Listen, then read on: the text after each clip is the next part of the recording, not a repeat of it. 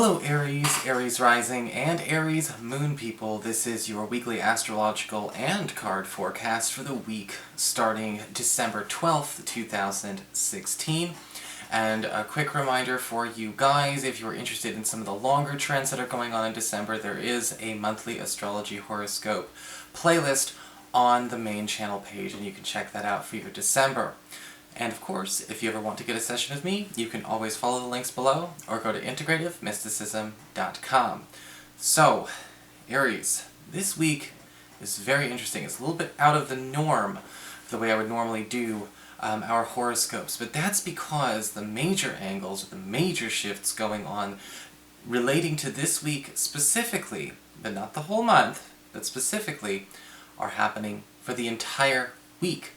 And this is because we've got, in the very beginning of the week, a full moon in Gemini, in your third house of communications, forming a strong sextile to Uranus, which sends out a bit of a ripple effect. And we still have this interesting little dance going on between Jupiter and Saturn in your 9th house and in your 7th house. And so we're going to have to actually kind of break this down to look at this whole week-long theme. Might be easy to lose a bit of track of time because it's going to be noticing that things are a little bit more like a story, like this whole week has its own unique story to it.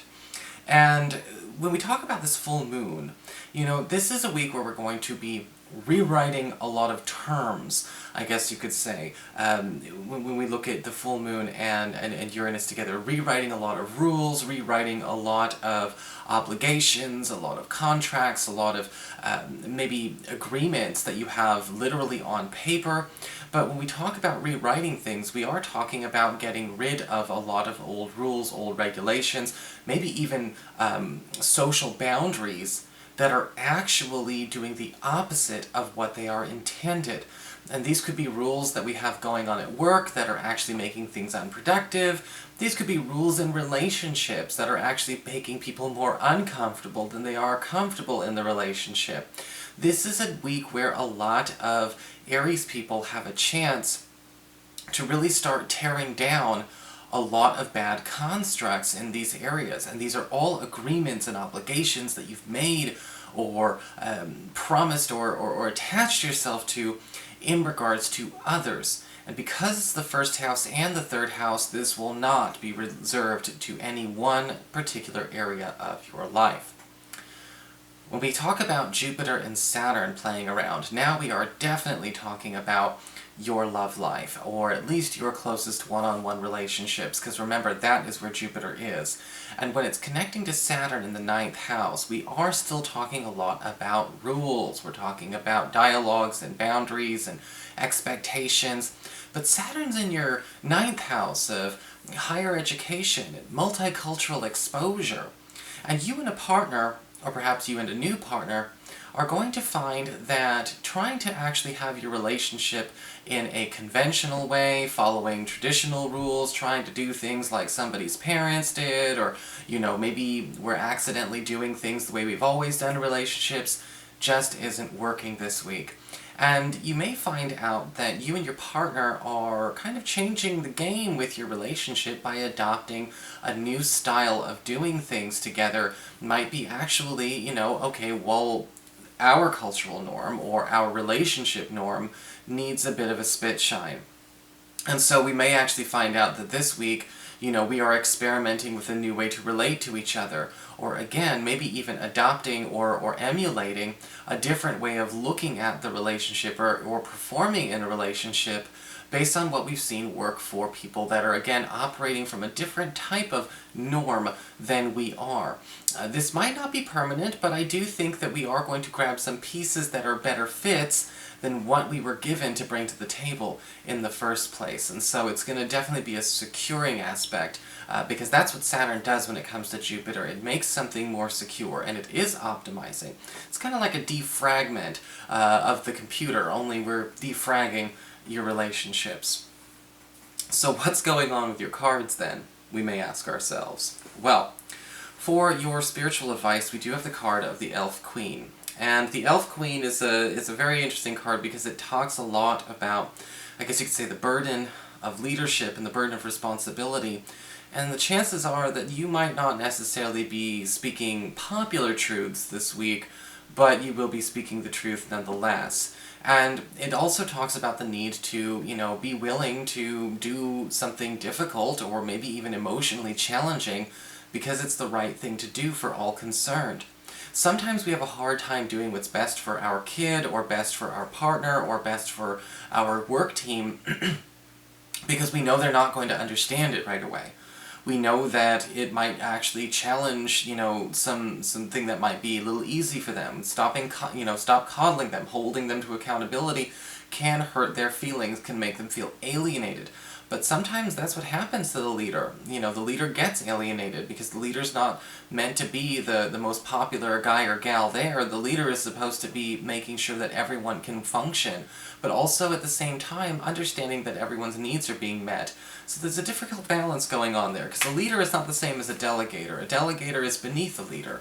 What I think is going to be happening here is that, with the Elf Queen, this is going to be a week where you are going to be seen as sort of the wise one. But don't be surprised if people might resent you for having the right answer too. For your for your Earth sector, skipping one. For your Earth sector, when it comes to your work and finances, we do have the Three of Cups inverted.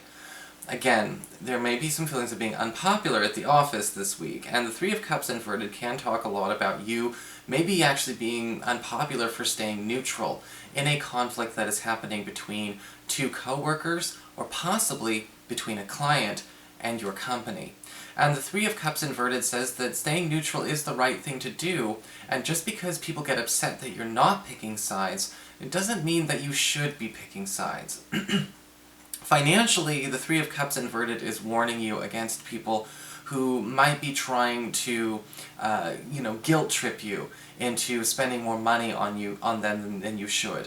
There may even be a chance that somebody you have a professional relationship with could be trying to take advantage of your good graces by trying to make you take up extra responsibilities and extra time and hours this week, and if you're not careful, you could end up getting duped.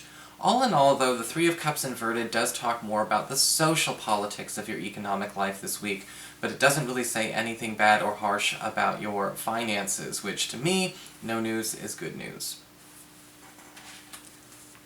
For your communications with air, when it comes to your friends, your relatives, and the others in your life, we do have the King of Wands inverted.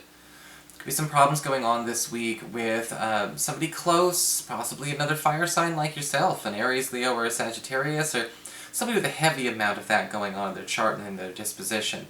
And with the King of Wands inverted, we've got to pay attention to where people aren't actually able to follow through where they think they are able to follow through.